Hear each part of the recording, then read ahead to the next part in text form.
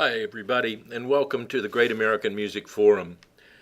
In this very special forum, you are presented with a variety of musical selections from around 1927 to about 1967.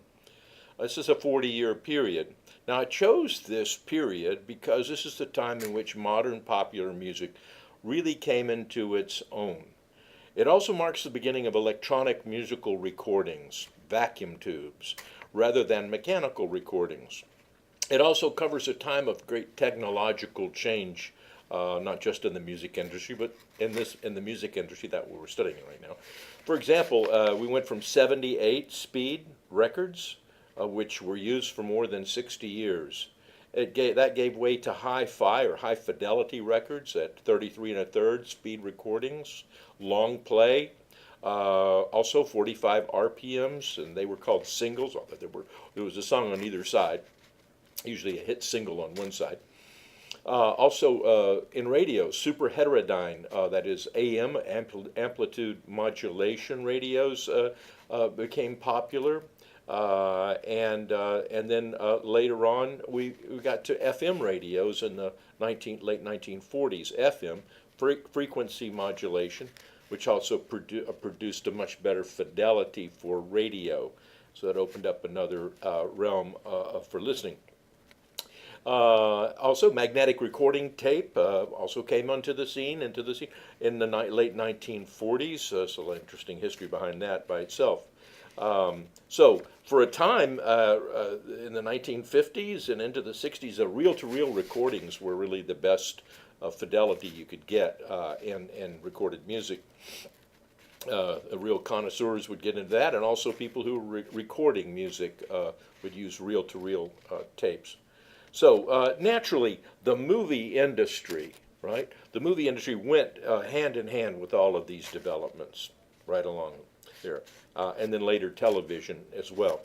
In 1953, the Bell Labs came out with the transistor. It had been in the works for many years, but they finally came out with some practical applications, and it wasn't long before the handheld transistor radio became ubiquitous, prevalent. They were everywhere. Young kids and teenagers had them pressed to their ears, and so now you could easily have your music anywhere you wanted to. And so all of these technological developments were part of the greater industrial technological revolution for sure. But it spurred the music business. It spurred the development of music, and also a broader culture of musical culture. It helped create a kind of permanent youth revolution. Now, in many ways, popular music crossed boundaries of race and class at a time when social and cultural restraints prevented many people from enjoying the full fruits of citizenship.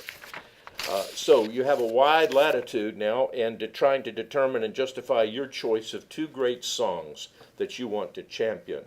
I would like to refer you to a website called Make It Music that you might find helpful in making your selection. Now, there's a couple of links that I've provided for you in this section, and you'll want to check those out.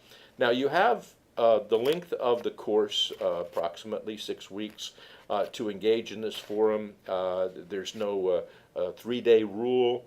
You can make your post. I would like you to make at least 2 posts and respond to someone else's post. Now, you're going to receive 50 points for participating in this, and it's not really a graded forum. But now, if I look at your post, and I see that it's just a kind of a perfunctory thing, without any substance, you're just trying to grab the 50 points without putting any effort into that, I will, either give you a 0 or rate you down for it. But if it's a genuine effort and you're posting and you're making it, you will get 50 points for participating. So, I hope you enjoy this forum. American music is kind of such an integral part of our social and cultural development. I really hope that you get something out of this and enjoy. Thank you very much.